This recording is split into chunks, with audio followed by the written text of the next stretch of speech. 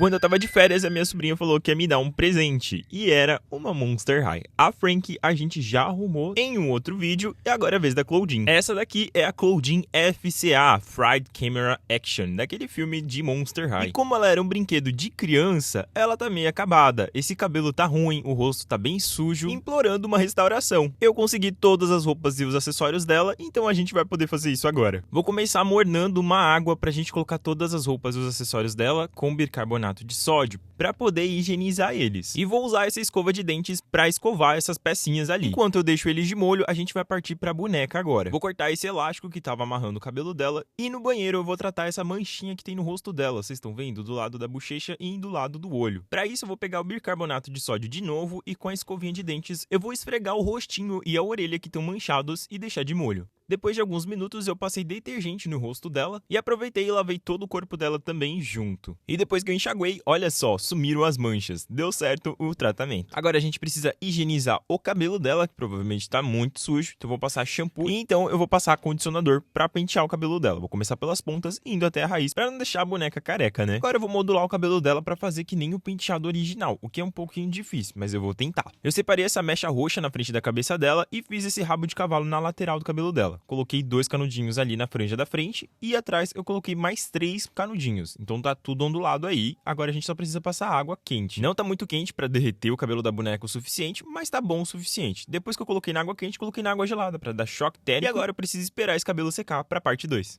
Beijo!